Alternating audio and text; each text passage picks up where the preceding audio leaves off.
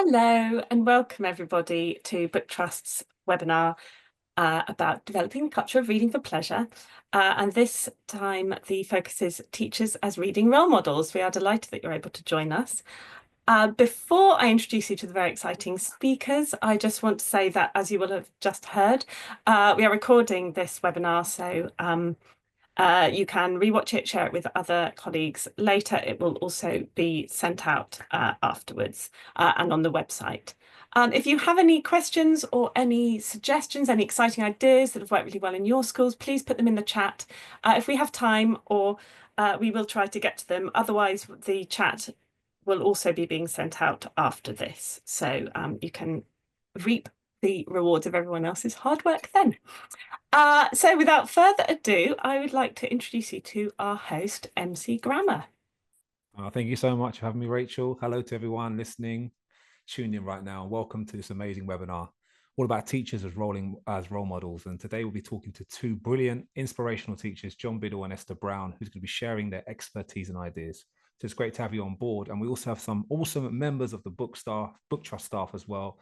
Daniel will be talking about BookTrust's latest research findings, and Rachel and George discuss more about books. So first of all, big up the teachers. All of you are amazing. Keep doing the best job in the world. We love you and we're very, very grateful for all that you do. So one more thing before we get started. If you do have any questions for the speakers, do pop them in the Q&A function and we're going to try and get to them at the end or at some point during this chat. Right, it's about time for Dan the man. Dan from the BookTrust Research.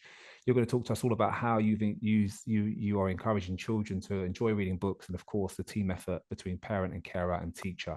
So it's encouraging to hear this is making a difference. Please let us know, Dan, exactly how this goes down and what your research has shown us.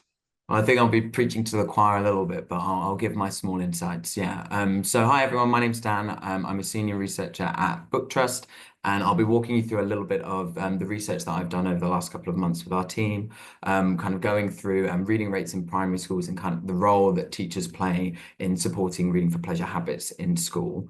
If you could just go to the next slide, please, Fanny. And then the one after this.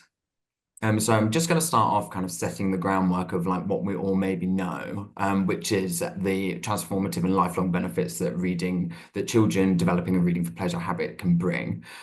So as on screen, you can kind of see the four main areas that we've broken down in BookTrust research that reading can have particular benefits to, which are overcoming disadvantage, developing better mental well-being, social skills, and strong relationships. Meeting speech and language milestones and helping children do better at school, and that's across all subjects, not just literacy, and developing imagination, empathy, and creativity. This can all be found in our benefits of reading document, which is linked in these slides, which you'll receive after we finish presenting. But I also thought just important to kind of flag here that children from low income or vulnerable backgrounds stand the most to benefit from these, benefit the most from these benefits. So kind of just to set the groundwork of why this is important and why we're all here today. Next slide, please. And then also just a little bit of a recap. We're talking quite a lot here about the importance of reading enjoyment and shared reading and how these two concepts kind of align with one another, especially in younger children. So research shows that children who enjoy reading tend to read by choice more often for longer and become more skilled readers. But shared reading is crucial to fostering children's reading enjoyment. So children that are read with an adult or an older sibling are more likely to enjoy reading, and then they're more likely to do it more often, and kind of the cycle repeats itself like that. The next slide, please. So now onto the research briefing that I spoke about earlier. So I wrote this research briefing with some of my colleagues, and it's on primary school children's reading and the vital role children play in nurturing reading enjoyment. This is one of a series of 5 briefings that we've written in the research team at BookTrust, which are on the screen, and the links will also be provided to you after this webinar if you're interested. And this most recent briefing was featured in Conversation with Adam Kay on LBC Radio, was featured in The Times, and was in several other news organisations, which is mainly, I put this in just for a little plug for myself, as a kind of like a professional win for me. But next slide, please. So just to go through the evidence source of the briefing, I'll just whiz through this because it's not like essential, but we've pulled together from several different studies that we've done, including surveys, interviews with teachers, things like that, to kind of populate the briefing. Next slide, please. So this is kind of the key finding from the briefing that we found, which is a bit of a gloomy start, I'm afraid, which is children's reading enjoyment declines as they get older through school. So you can see some of the statistics on screen here, but I think some of the key ones are that 33% of 7-year-olds tell us they love reading, and this drops to 25% age 11. And it kind of compares internationally, which we fall in the lower half of countries in the PIRLS study that I'm sure you all know about, as children's reading enjoyment levels. So it's a bit of a sad start to the presentation there. But next slide. So we thought we'd look into a little bit more as to why this is the case. And so we did a survey of some teachers, and we found that 48% of EYFS / Key Stage 1 teachers expressed their concern over reading enjoyment levels in their classrooms, and this rises to 63% of Key Stage 2 teachers. And we kind of interviewed some teachers to find some reasons why this might be the case. And we found limited time available, lack of parental support perhaps, limited availability of books to inspire children, and then barriers linked to children's reading fluency were some of the ones that we found most prevalent. Be interested to hear in the chat if that resonates with people on the call. Next slide, please, Fanny. But we also kind of wanted to make this to kind of find out what families felt about the challenges being faced. And this kind of links back into what we were talking about earlier about shared reading, in that we actually found that shared reading between an adult and a child also declines as children get older, which you would expect, like as children become independent readers, but the decline we find is more rapid and starts earlier than we would maybe hope for. And so, like, as I spoke about earlier, like this link between reading enjoyment and shared reading, so like a child hearing an adult read to them and kind of engaging with them in that way, kind of we think correlates with this decline in reading enjoyment. But other barriers we found were that parents and carers are busy, competing demands on their time. Some tell us they lack confidence in choosing the right books or engaging their children with the books. And like a big one that I'm sure we're all aware of, other needs like homework and screen time can impact time spent on reading. Next slide, please. So not to be all negative, we kind of wanted to have this webinar to be the positive of kind of what can be done to kind of help engage children with reading for pleasure, and how this can maybe be done in schools. And we actually found that, as I'm sure we all know, teachers are key reading influencers. And through several surveys that we ran, we found that after immediate family members, teachers are seen as the most influential in fostering children's reading enjoyment. And that surpasses extended family members, grandparents, things like that, friends, and other adults like authors or social media influencers. So like teachers are really, really key. Next slide, please. And then, as we all know, teachers are providing essential access, support, and inspiration for reading. So 73% of their parents and carers of 5 to 11-year-olds that we surveyed believe that children's schools effectively encourage a love of reading among their pupils. And 62% of parents and carers of the same 5 to 11-year-old cohort reported that their children regularly listen to adults reading a book or story during school lessons. So like teachers are really key to this puzzle, we feel, of helping try and engage children with a joy of reading. And then I think that's the end of my slides. But yeah, thank you for listening. All references are in the slide notes, and as I said, are available on request. And if you have any questions for me, pop them in the chat and I'll be responding to them as we go. Thank you so much for listening, guys. Thank you very much, Dan.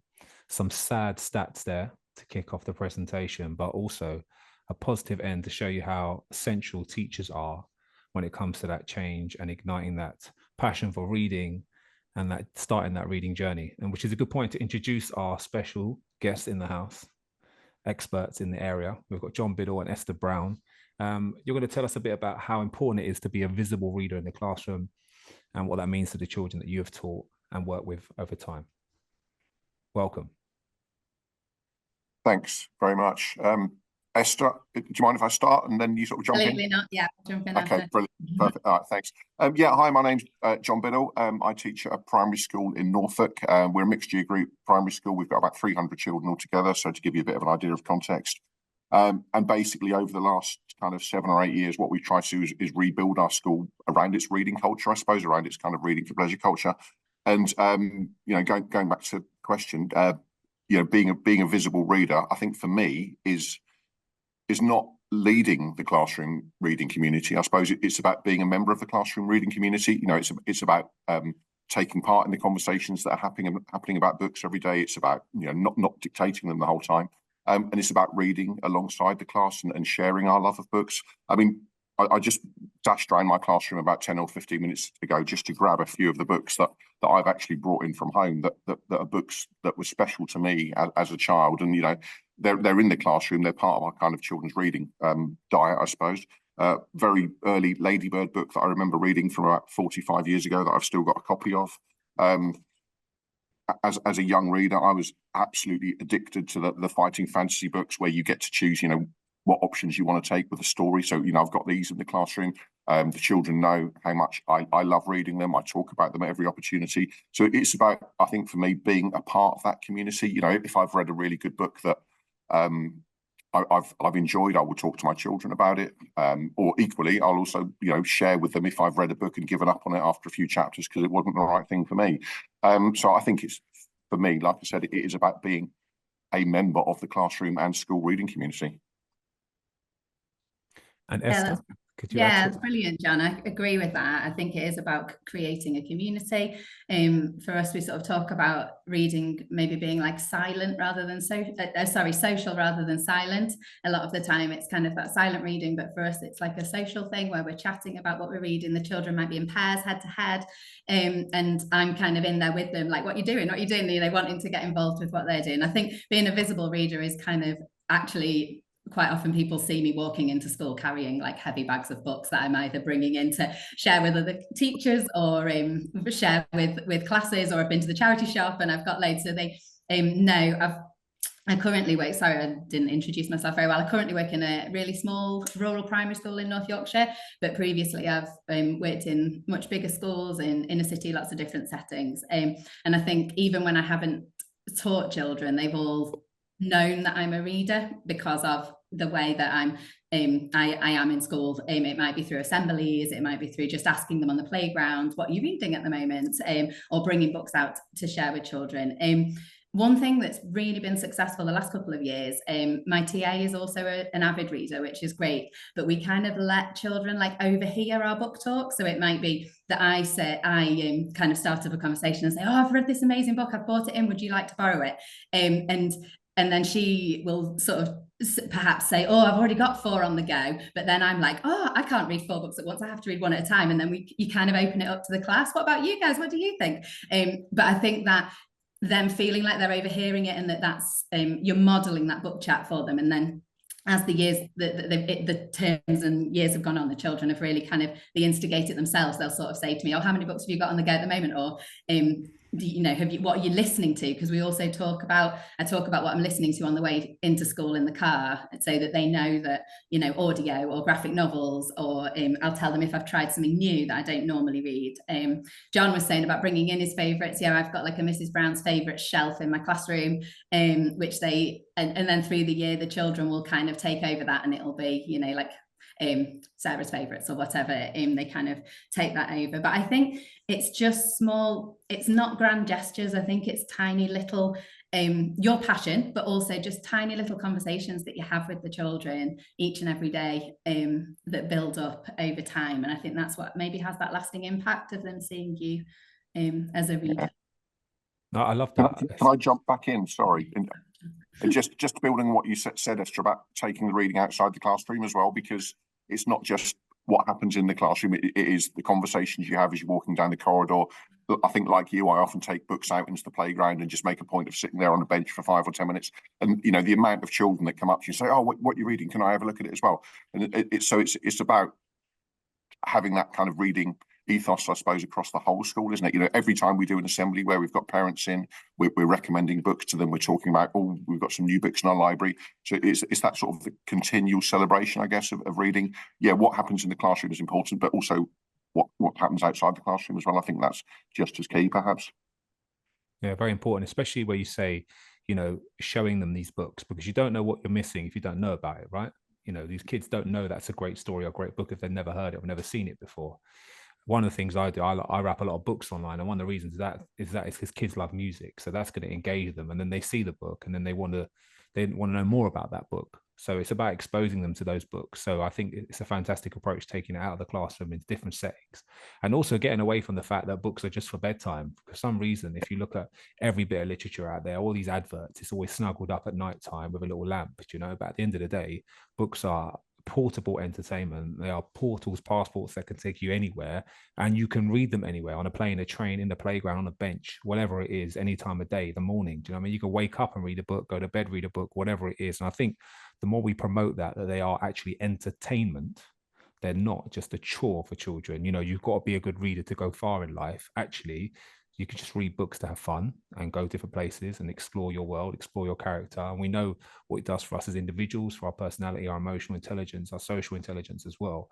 I think these are important messages to get across to teachers and educators out there about, you know, this fallacy about bedtime books is quite old now. You know, it's great to read at bedtime together. That's probably when we're having some downtime, but also there's a lot of books out there that you don't have to have downtime. It can be uptime. We can go outside and get wild with a book and explore and go on adventures. So I think that's also important as well. I guess I'd like to pose a question to both of you, because I used to be a primary school teacher and I'm not in the classroom anymore, but I know the battle you have when you get those reluctant readers that say to you, I don't like reading.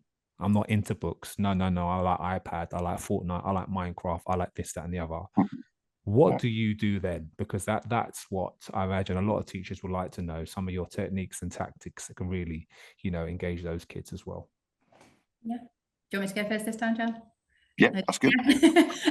I think, yeah, one thing for me has been the, again, and I started saying it last time, that's social rather than it being like this silent pastime where you all have to sit at your desks and read. It's a collaboration. You can sit with your friend, you can move seats, you can chat about books. Perhaps you want to get a blanket, perhaps you want to sit in the book corner, perhaps you want a cushion, perhaps you want to sit on the floor, lie down. It's up to you.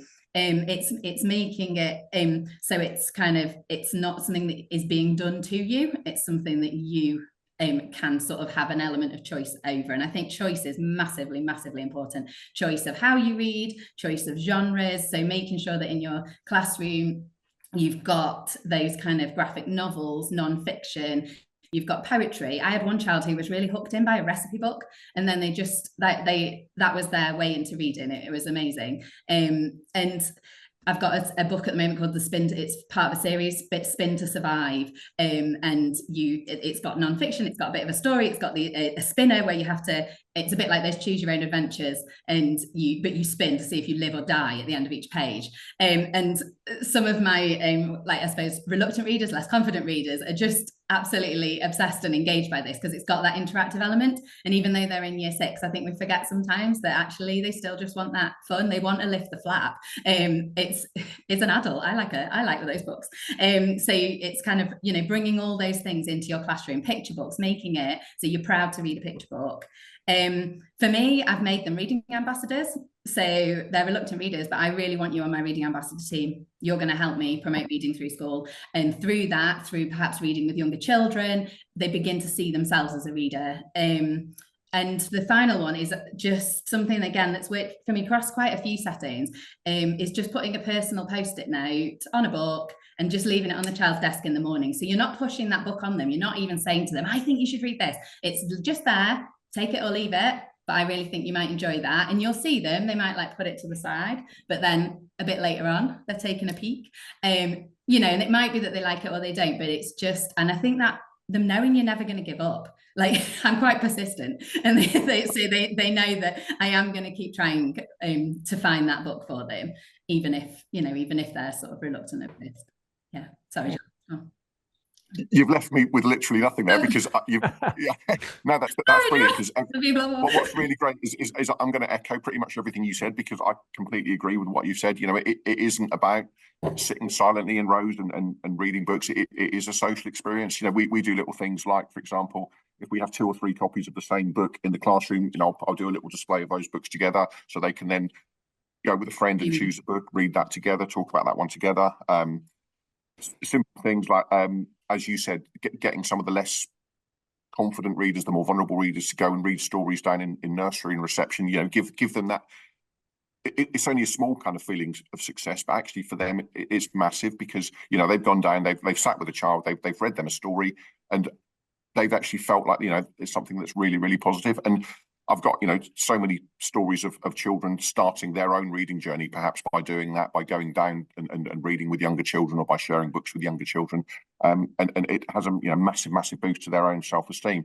But there's also things like you said about, pupil recommendation shelf. If we think about pairing up a more confident, more engaged reader with perhaps someone who isn't quite as confident, and then working together, and even if they're only sort of holding books up at the front of the class while their friend is talking about those books and making those recommendations, they are part of that classroom reading culture.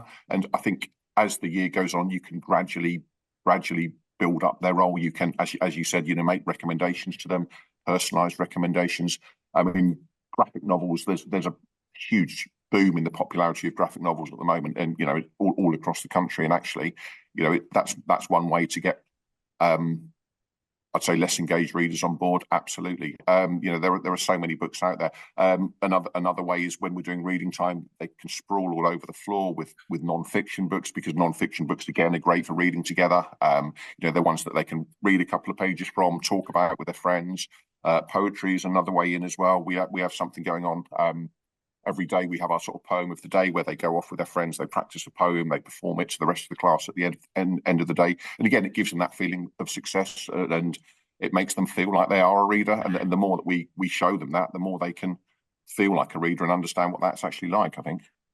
That's brilliant. I think what's really coming out here is the fact that collaboration is key here, and there's so many brilliant ideas that if we share them, we will find something that works and fits for the kids in our class, because all kids are different, all children are different. I love the fact that I've never heard of Spin to Survive, Esther, in my life, which is amazing. Which is wild. And There's 4 of them. I've just gone on the internet now and I've bookmarked it to make sure that I order it. So it's without a discussion like this, I wouldn't know about it, and then I might not reach the kid that I'm trying to reach because I haven't had a moment like this. So I'm sure this information will be collated and you're going to get these notes and so on, and what's happening with this amazing work. Rachel will make sure you can have access to that. And I'm looking in the chat now, and it's literally like a library of rich information. We've got book swaps, recommendations here for curated book list for reluctant readers, reading for pleasure sessions. There's so much cool stuff. So check out the chat, because there's a rich wealth of ideas here that we can all share together. Another thing I want to add also is letting kids know that if they start a book, right, and it doesn't resonate with them and they don't like it, they can stop reading that book. Yeah, it's okay, like if you don't enjoy that book, because like we say, not every book is for every kid. So I've started many a book in my time and got to about 10 pages, maybe 20, maybe a couple chapters in, and said, you know what? Like, I'm not really enjoying this book. And it might not be enjoying this book right now in my life, in this period I'm going through. I might enjoy it I definitely wasn't reading personal development books 25 years ago, right? But I am reading those now, I'm working on those habits. So it's about, books are sometimes not right for that period of time, or just not right for you, and you can put them down. There's no offense. The book's not going to be offended, because the best thing is you can then pass it on to someone else who might enjoy that book. So don't always be, committed to saying you've got to read this book, because actually what we're trying to make this is a pleasurable experience. They want to enjoy reading, and it never needs to be forced. It always needs to be found. And I think that is a key thing I've always found with the kids that I've worked with. I guess I go back to something that Tanya's just in the chat box. She's written Rights of the Reader, and I'm sure a lot of people in here will know about Daniel Pennock's book, The Rights of the Reader. I mean, that's something that we always share as a class. There's a fantastic poster illustrated by Quentin Blake, which has got the rights of a reader on it, and we kind of talk about those. But then what we do as a class is we then create our own rights of a reader. So it could include things like, the right to feel emotional when reading, the right to get help with your reading, the right to give up on a book. So going back to what you're saying, it's about giving them that ownership. And it makes a really, really good discussion, because actually they as you go through the kind of the rights of the reader, they realise actually it is their reading journey that they're on. It's not one that's dictated by the school. It is their own personal reading journey. And what you said about giving up on books and abandoning a book halfway through and then coming back to it, that is what actual readers do. I tell them that sometimes at home, for example, I've got about 4 or 5 different books on the go, depending on which room of the house I'm in. If I'm upstairs, I'll be reading something. If I'm in the lounge, I'll be reading something. If I'm elsewhere. So it's about helping them develop, I guess, their own personal reading identity as much as anything. So I think it's great advice as well, John, there. So please take all of this advice on, share it with your crew, because I mean, I love the fact the rights of a reader. For me, that's really resonating because I've just looked at Quentin Blake's poster. I haven't seen it in a while, and there's so many things we've talked about here: the right to be quiet, the right to read anywhere. You know, when I was a teacher, there was this little underbelly of commentary saying, you know, that kids shouldn't be reading Harry Potter because it's leveled at a level 4A. I remember that, or something like that. And, you know, we want greater depth students. We want good modeling. And then Diary of a Wimpy Kid books, I'm not sure about those because they're very simple language and so on. And I was like, look, just take a look at that kid over there. They're reading, right? Good. Is there a smile on their face? Good. That's what we want, right? At the end of the day, those kids will graduate onto books that challenge them as they grow as a reader. But I would never discourage kids from reading any type of book. So, you know, things like Harry Potter are fantastic recommendations, but bear in mind it should be a reading diet and it should be broad, fiction, non-fiction, and they should be exposed to different type of books. So, okay. And also, though, when you say books as well, we need to include in that magazines, comics, exactly. You know, football programs. You know, all reading is worth celebrating. It's all valuable. So it's not, exactly. Books, I guess, are the key in schools, but actually, you know, we've got boxes of magazines scattered around. We've got comics everywhere. So it's any reading that we can get them doing is good. I spent many years reading Shoot and Match magazine, and then annuals, and anything to do with Arsenal. So that's what excited me, and I enjoyed reading those books. So as long as the kids are reading, I'm very, very happy with that. So I think we've got time for a couple of questions here to pull out before we move on. There was one here about reading for pleasure groups, small groups. So do you have any recommendations for kids as groups when they read in groups? Like short stories or texts that you can recommend when they do shared reading in class? Do you mean for lessons? Yeah. So if you take a group of kids rather than, and you want to hear them read, for example, do you have any recommendations of short stories or any activities you do?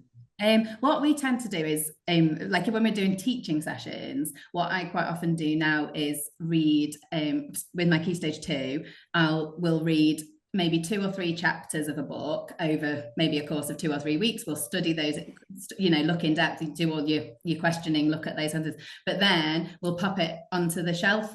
And it's so that if children, again, it's that kind of idea of you were saying, you know, you can put a book down after so many chapters. It's that idea of you almost tasted the book and then it's there as an option for you to read if you really loved it, and you've had that kind of quite rich introduction to it, and then you can choose to read it or not. And again, before that happens, we'll maybe have that discussion about who thinks they'd like to pick it up and why. So you're kind of getting that conversation and reading for pleasure aspect into into that. In terms of short stories, some that I've got, I think it's a Flying Eye, and it's written by Lisa Stewart Sharp. She's got a book of animal stories, which I live in a rural community, and animals are a massive, any kind of animals. So and they're very into conservation, and so that's really resonated with some of mine. And with another one, I've got another one which is a Little Tiger one that was quite recently published, and it's about animals, but in the woodlands, and they're sort of they're set in nature. So that just a couple of short story books that I can think of.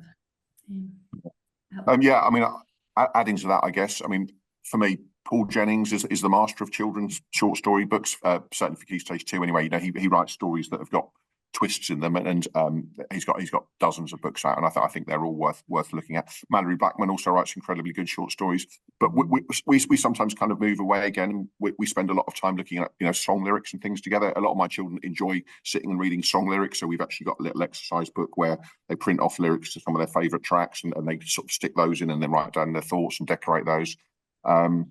So I guess we get our reading material from as many different sources as possible. You know, sometimes our reading sessions will include reading together online or looking at something online. It might be an article from Newsround or something like that. So it's not just the books again. I guess we sort of look for reading inspiration wherever we can find it, I suppose. I think as well for sort of shorter novels, if you're looking to actually complete a novel, Barrington Stoke are an amazing publisher. I've just seen, literally as I've said that, someone's just popped up. I've just seen Barrington Stoke are great. Yeah, Barrington Stoke are amazing. We use them as our quick reads. We have, like, on every bookshelf across school, there's like a box of quick reads, because just for children to kind of, yeah, if they kind of want to get through that book. And yeah, I find those really useful as well. They're also really good for your, going back to what we were talking about before with your more sort of less confident readers. They're really well designed to support everybody. And I noticed from Dan's research that teachers had said that there sometimes isn't enough time in the day to prioritize reading. How do you feel about that statement, Jon and Esther? And do you think there is enough time, or is there a way to make time for reading? I was banging on about this on social media earlier in the week, actually. Aidan Chambers' book, The Reading Environment, about I can't find what page it's on, but about 30 years ago, he said something along the lines of, you can measure the true strength of a school by how hard it fights to protect its reading time. And I think, to be honest, that applies even more than ever at the moment, because I think we know how pressurized the primary curriculum is, but then we also know about the massive impact that Reading for Pleasure has. You know, like we say, the academic benefits, but also the social benefits, the developing of empathy, all of that. And I think we have to prioritize it. And it can often lead to sort of quite challenging conversations with leadership. But actually, I think it's so important. I think they are conversations that are worth having. Sorry, it's called The Reading Environment. Someone's just asked what the book was called, by Aidan Chambers. Highly recommended. So yeah, it is a struggle. But I think, you know, when studies show that children are reading less at home than they used to, and, you know, we know what the reasons are for that. There's lots of them. I think we need to prioritize it even more in schools. I think we need to give it even more of a focus, because it might be the only time in a day where they do get a story read to them, or it might be the only time in a day where they do get 15 or 20 minutes of quiet time to actually sit and read. You know, it needs to be part of a whole school ethos. You know, you can have individual class teachers doing an amazing job, but if it's not part of a child's journey through the entire school, you know, if they might have a brilliant reading experience 1 year, and then for 2 or 3 years it's kind of forgotten about, I think it needs to be a much bigger part of school priorities, to be honest. That is my view on it. Wow, that was a very polite way, Jon, of saying no, read every day to kids in school. I love that. Esther, do you echo the same thoughts there? Yeah, absolutely. I think we as a school have kind of really tried to build in time. One of the things that we have said is that our story time is protected. And as a teacher, it's really empowering to say to them, it's 5 to 3. We haven't finished, but we're going to stop this lesson because it's reading time now, and this is what we do before the end of the day. And I think, and the children then see that it's such high priority for us. This is how we finish our day, and they all, you know, they're relaxed going home. I think it's kind of a benefit for everybody. And I think as thinking about when you do it as well. In my previous school, I actually had my reading time straight after lunch. Whether that was me reading to them or them reading with each other, and there was quite a few challenges within that setting and within my particular class. But one of the things it really did was help them transition from lunchtime into the rest of the afternoon, and that was a really a brilliant time to have it. The other thing we've done recently is we've really stripped back our curriculum, so we're just we really think about perhaps what's 5 key things that they need to know throughout this, whatever, science, history, whatever. So that, and we've also built in where we can read within that. So yes, it's not necessarily reading for pleasure, it's reading for information, but they're still getting access. In my science, there's an amazing graphic novel called The Poo Crew, which is all about the digestive system, and we use that quite a lot during our science topic. And so they're having those opportunities to read. Perhaps they're reading whilst I'm teaching another group, and we swap over and things. So we try and build it in. So I think it takes a bit of thinking and a bit of planning, but that kind of strategic thinking. And also just I know, sorry, I'm going back to Dan's research, and it's a bit off piece, but getting the parents involved, I think that's a really big area for schools. And the research that Dan talked about kind of looked at parents sort of being those biggest influences. And one thing we've really focused on with parents is how reading can support well-being. And I think that that's been a real hook for them, and they've really been able to engage with that. We invite parents into the library each week. They can come to library club after school. Once every half term, there's a specific parent session with coffee and cake, so that they're still within that environment. You know, there's a parents bookshelf. We quote tiny bits of research, just one sentence. So Dan, I'm sure some of yours will go into one of our newsletters, but just those really powerful, tiny little nuggets for them that, and just, you know, you can repeat them every half term. But I think then, yes, when the day is crowded, we know we're also trying as hard as we can to make it so it isn't just school, it's that partnership between us. And I love that, I've just seen that secret reader with the parents coming in. Yeah. I think sometimes you have really engaged parents who are happy to do things like that. But I think also being really mindful of those parents who, for them, reading is really quite a barrier, and listening to them and listening to their challenges and trying to support them. I know in a previous school I worked in, we would have parents in to do art, but always have a book corner. So, and it would normally be the children that then took their parents to the book corner to ask if they could read with them. And I think it's trying to support them in different ways too. So sorry, that was off piece, but I think it's sort of part of it, because yes, the school day is very crowded, and yes, we need to make time for reading, but also I think getting that beyond as well is. I mean, all amazing advice. And again, the more central your book is to your curriculum, that really does help as well. Because if it's the book is part of your English curriculum, your English is centered around your book. The kids want to hear what's going to happen next. So it makes sense to read that book. If you can pull some of your science from it, if you can pull some of your drama, you know, and so on, then the book starts to make sense. It's similar, separate subject, grammar for writing, right? If you've got these separate, discrete books just for grammar, for example, you're not really going to enjoy that. But if you're just putting your grammar from the book, it makes sense, because we're looking at real life examples from the book we're reading. So I guess, again, keeping that book central, making sure that it makes sense. We were enjoying it as a class, we're enjoying it individually, whatever it is. I think prioritizing the book is the key here. And I'm looking at some amazing ideas here. Please do check out the chat, because it's becoming an amazing bank of knowledge here. And it would make a fantastic blog as well. We've got, you've got recommendations of what you're doing in school, outside of school, parental engagement. Secret reader sounds great. At my daughter's school, they did that. And I can just remember them loving the fact that the parent was coming in to read with them. But again, being mindful that some parents might not enjoy that process. But how can you caveat that? For example, having an art corner. So they might take a bit of the art session. Another parent who is confident might do the reading session. They both still feel involved here, and everyone's playing to their strengths. So I think making a facilitating environment is the key. We've got We Run Books, Babble and Biscuits, sharing the newest releases, having a natter about brilliant books and having a good biscuit. I mean, books and biscuits and chat. What more do you want than that? Do you know what I mean? I think the biscuits are key, to be fair. I mean, they are to it. Not rich tea, though. Not rich tea biscuits, because they just don't dip well. That's what I'm saying. Anyway, I just want to say thank you to Jon and Esther. You've been amazing. It's been a great conversation. Obviously, you're going to still hang around. We're going to move on now. I'm going to bring in Rachel and George to talk about contemporary books.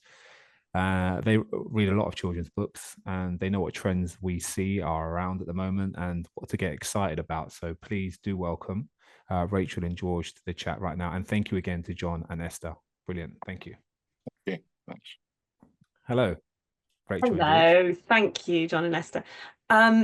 So we are very lucky. We get sent lots of books by publishers, and what we are seeing is a lot of magical fantasy for kind of the year 5s, year 6s, year 7s, which is great. We're seeing some beautiful colour non-fiction, often quite large format, like the Spin to Survive that you mentioned, Esther.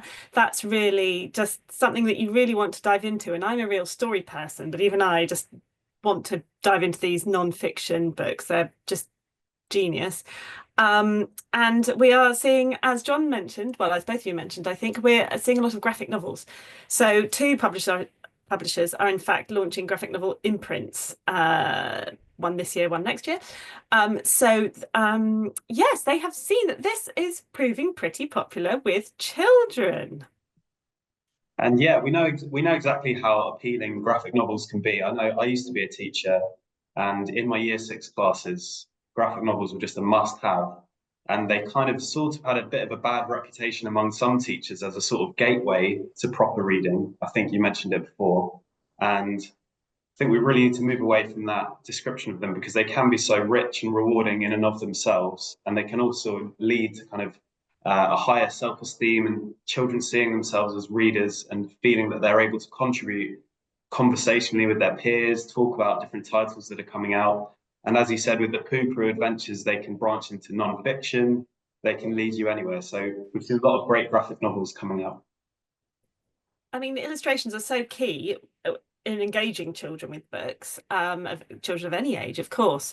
And it's great that graphic novels are starting to provide that alternative to kind of the text and then the illustration, which has been quite traditional. But that kind of stance hasn't gone away, of course, and even the more integrated, like the Wimpy Kids style, which they sort of Jeff Kinney started all those years ago, that's definitely still here to stay. So there's just lots of lovely variety actually out there, I think. Yeah, and I'd liken it to if you were going out to do something in your own leisure time, you might not necessarily want to go and watch Macbeth every week or some Shakespeare or opera. There are times, if you're reading volitionally, so for your own pleasure, you might want something relaxing, something funny, something light. So it's important to respect those choices as well. And one more thing that we have seen more of over the last few years, actually, which is not a trend, but just a change, has been lot more characters of colour and characters with disabilities, as written by authors and illustrators of colour and with disabilities themselves. So that has been a real joy to see the blossoming and the widening of the reflection of society, actually. All these kids need to see themselves, as we all know. So that has been just delightful to see, and that is continuing, not a trend, as I say, a true reflection of society. So yeah, we're very lucky to see all these wonderful books. Thank you so much. Rachel and George, I have a question now. So because you know the latest books and we might not know the latest books, can you recommend a banger for Key Stage 1 and Key Stage 2 and Key Stage 3 that we have to have on our shelf right now, fresh off the press? You know, you've got the insight, the backstage pass that that we should be purchasing or trying to get a hold of from our local library. Tell us. It's a very good question. One book that I really enjoyed recently was Bird Boy by Catherine Brutton, which is published by Nosy Crow. And it follows the story of a boy who's recently orphaned and has to go and live with his uncle in a kind of quite bleak country type setting where he was from a city. And it's a really kind of touching and poignant story about him coming to terms with his loss, dealing with mental illness in a really sensitive way, raising a young injured osprey chick. And as he kind of tends to that chick, he discovers another part of himself and learns to, recover in that way. And it's a really touching story. And that's for Key Stage 2, isn't it? Yeah, definitely. Yeah, there are some slightly more serious themes, but it's dealt with very sensitively, but perfect for Year 6 or Year 7 or 8, I would say, as well. And I am rather in love with Gordon, the Angriest Goose, which is great for Key Stage 1. It is a very lovely red cover. It's by Alex Latimer, and it's red illustrations inside, one colour, I think. And Gordon is very angry. He plays tricks on everyone. He hisses at everyone, being a goose, and he's not really fun to be around. However, he gets slightly taken aback, wrong-footed, wrong... I can't think of the word for a goose's foot now. Wrong-footed, I'll go with. By someone being nice to him. And Gordon realises that perhaps he should go around saying sorry and, perhaps shouldn't be too angry and horrible the whole time. However, it's done, there is that message, but it's done with a really light, humorous touch. So I really like that one.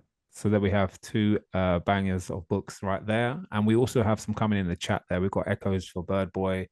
We've got a question there. Who wrote Bird Boy? George, can we? Catherine Brutton. Catherine Brutton. Yeah. We got that. There we go. We've got The Spy and the Suffragettes for Key Stage 2 and some other good recommendations. So please, again, check out the chat. Now, before we move on, Rachel and George, you can tell us a bit more about the website, the BookTrust website, what's available for teachers and practitioners and educators to support them on their mission to make, create this culture, reading for pleasure, and to model great reading and books. Yeah, so as you mentioned, time is really critical for teachers. We're well aware of that. And so you may not have time to read and become aware of the breadth of books on offer. So that's kind of our role, is to do that and do some compiling some of our favorite titles. So something that we released in October is the Great Books Guide, which is sent out to every, Rachel's holding it up very nicely there, sent to every literacy coordinator in every primary school. So should have one around. It's also available as a PDF on our site, and we'll definitely put a link to that. But yeah, there are 100 favorite books from the last year, covering different primary age ranges. There's also some 11 plus what to read after type things in there, as well as some Welsh titles that can be found online. So they're kind of our summary of favorite books. But as well as that, we publish new reviews every day. So we publish 31 every month, including a Welsh, an Irish, and a bookmark book of the month, covering a variety of age ranges from board books to kind of clean teen, 12 plus, and yeah, covering a lot of different genres. So there's always new things on our site to get stuck into. And we also create book lists, so on specific themes. So if you are looking for some recommendations on a particular theme, then do have a look. And if you can't find one, then let us know and we can hopefully create it for you. But we have, they range from very simple things like books about dinosaurs to more complicated. We've got one planned, oh no, we've just published one actually, sort of books to help with conversations about race and racism, for instance. And we also have some curriculum specific themes. So if you're teaching the Stone Age, for instance, to just supplement your textbooks, you can enjoy some lovely picture books or indeed fiction set in the Stone Age, which is always nice to kind of have that curriculum wide planning in advance. So we try to do that. And also we're aware that some children really like reading the same books or the same series again and again and again. So every month we create a new article called What to Read After such and such. So we got the stats this week, in fact, didn't we, that What to Read After Wimpy Kid and What to Read After Dogman are quite popular. So again, let us know, have some suggestions. What are your class really obsessed with? And obviously it's great to enjoy reading, that's the most important thing, but perhaps they might also enjoy other things. Those are other things we like to suggest. I think those lists really help, George and Rachel, especially. We're currently reading this, try this. You know, if you know about those diagrams, if your answer's no, go this way, and then you end up and so on. It'd be quite nice to have a visual one of those of how you end up on these kind of books, because I think kids will love that as well. So I mean, I'm not sure if it's possible maybe to, you know, make some of these resources accessible for kids and parents as well, so they can see it and say, is your child reading Dogman, Cat Kid, for example? If so, they might like this, this, and this, because I know for me, you know, my 7-year-old, she's obsessed with Dogman at the moment, and trying to move her away from Dogman is quite challenging. And I don't want to do that overtly, but at the same time, I want her to read different things. So as a parent, it would also be nice to have those resources accessible for parents as well. So really good idea, and they're really useful things to be able to point parents and guardians to when you're having those conversations on the gate and you're quite busy and you've got lots on your mind. You can direct them to the site, they can see those kind of hand curated lists, and yeah, it's really useful. Yeah, we've got some stuff in the chat saying Dean Boddington does this, and also there's something from Donna here says there is a poster if you like this author you may also like, which is great. Again, please do check out the chat. It's a great bank of knowledge here. I'm going to be using it as well to further my practice and just support me as a parent as well with young readers. So such awesome information here. Anything else we've got here? Follow Esther online on Instagram. Esther, you seem to be an inspiration online for reading, and I know John, your ex, formerly Twitter, is very, very popular as well. So yeah, loads of experts around. Rachel, anything else you want to add? And George? Thank you. We were going to mention our free virtual author visits, actually. Wow. So we have 6 an academic year, 2 a term. So we had Benjamin Dean just before half term. I believe that can be rewatched online. We've got Serena Patel coming on the 27th of November, and that is suitable for years 3 and 4. And we have Elle McNichol next year, and someone else I've forgotten, but we are lining them all up. So please do join us for that. What else do we need to mention, George? No, I was going to say, add to that as well, that they're really valuable experiences for raising cultural capital for your class without having to actually spend money on going out on a trip. These are all free. There's one in later in, I think Serena's is 27th of November. Yeah. So that one, you can sign up for it today, and children can actually write in using the live chat function and have their questions answered live. So it's a really valuable thing. We're also going to talk a little bit about Book Buzz, which has been mentioned in the chat. It's really good to see that some people have been using it with a lot of success. So Book Buzz, with a selection of panelists, we've curated 16 really, really popular books that children are going to love in sort of Key Stage 3 age range, including non-fiction, poetry, lots of adventure stories, and graphic novels. And then we deliver 2 of each of those titles to the school for them to keep. And then the children also get to select one of those books for themselves. And the cost works out at about £3.45 per child. And it comes along with loads of resources, videos, authors and illustrators bigging up their books and talking about what to read after and lots of other things. And it, as you can see in the chat, it's had some great testimonials from people. And just going back to the primary again, there's a virtual, another online virtual author visit with the Waterstone Children's Laureate, Frank Cottrell Boyce, on, I think it's the 21st of November. Check out our website. So that is free again. And he is absolutely wonderful, as you all know. So do check that out. And we also offer a curated book gifting program for children from vulnerable family backgrounds. It's a very difficult word to say. Called Letterbox Club. I don't know if any of you have heard of it. You can use your premium pupil premium funding to purchase it, and it's works out £152 per child, and they get a parcel of books and maths games and other resources, including pens and exciting calculators and stickers, 1 parcel every 6 months. And these are children who sometimes had very few possessions, certainly very few books of their own. So that just going back to the well-being point Esther made earlier, that just brings such joy to their lives. We get little postcards from the recipients sent back to our offices, and they are just joyous to read. So check out Letterbox Club. But everything we have mentioned, because we've rattled through it all, is on the website, and we'll send links to you all afterwards in the email afterwards.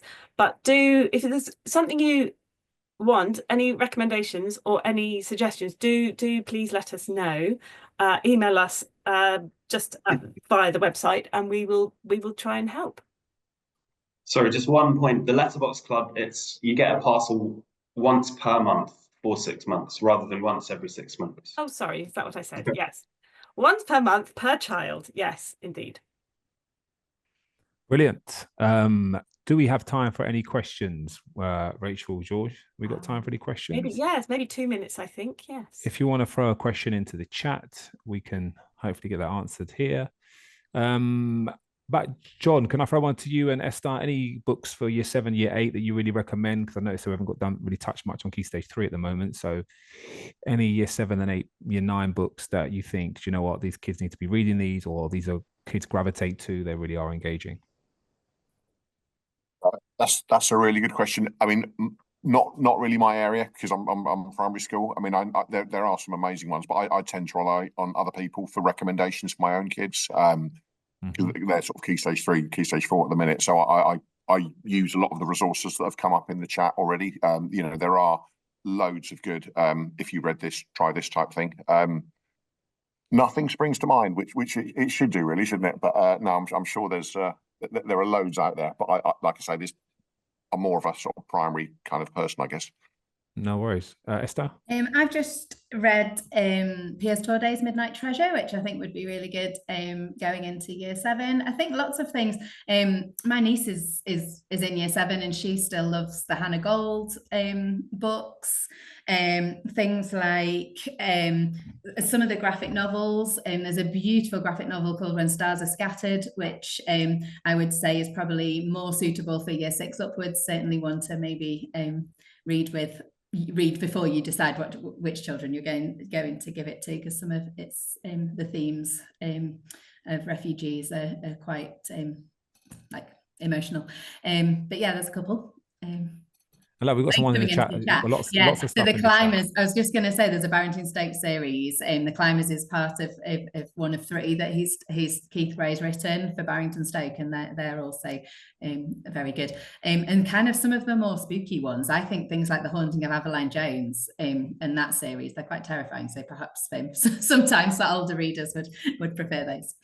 But yeah, I tend to look for, and I've just seen Kim's put there about the Big School series. That's a really good transition series for year 6 to year 7, because they're in year 7, but a lot of them read it in year 6. It was really popular last year with my girls.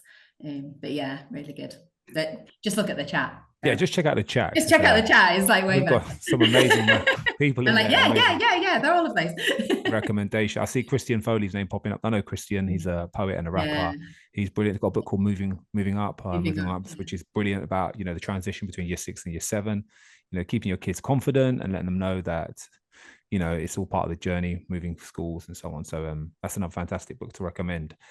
I think we're coming to the end. The end is near, which is sad, because I think things like this are brilliant for all of us. I mean, I've learned so much. I can imagine everyone has here. It's been brilliant to chat. And I think the relaxed conversation has really brought out the best knowledge and expertise, recommendations from all of us. I feel like it's been a group effort from the panelists to the teachers involved and educators. So thank you so much for everything.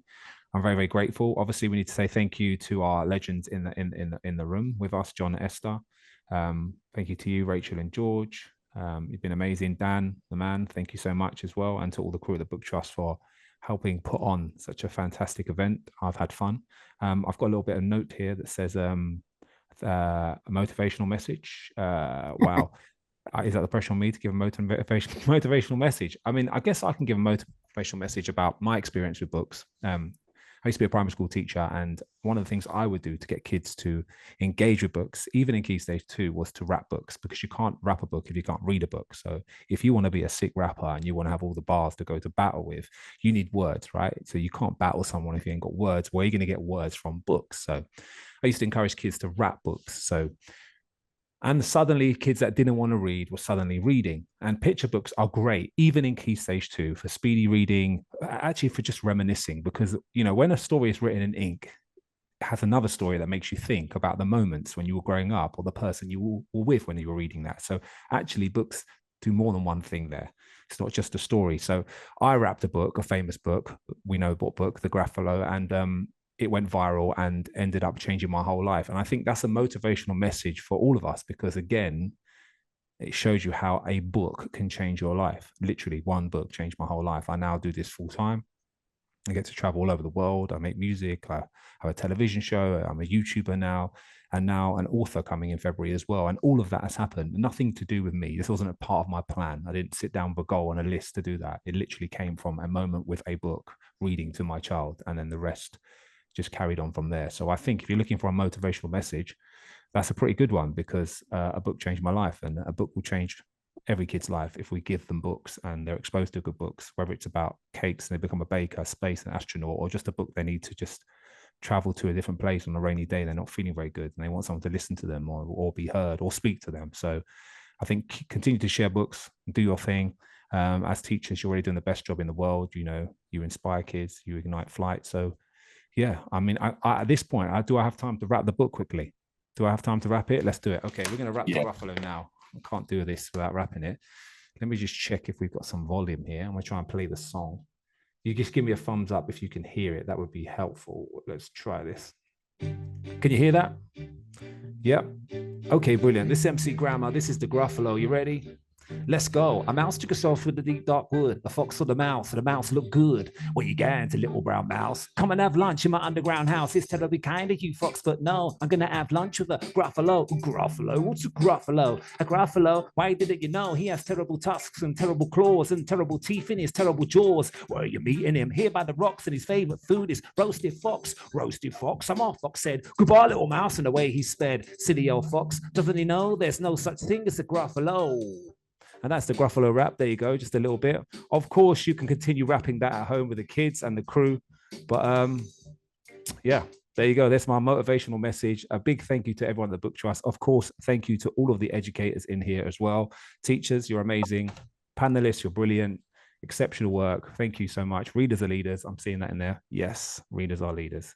Keep shining, everyone. And over to you, Rachel and George, for the final words. Thank you so much for coming, everyone. And please share this and share all the links that we send you and check out our website. And thank you again so much, MC Grammar, Jon Biddle and Esther Brown. You've been wonderful. Thank you. Thank you. Bye, everyone.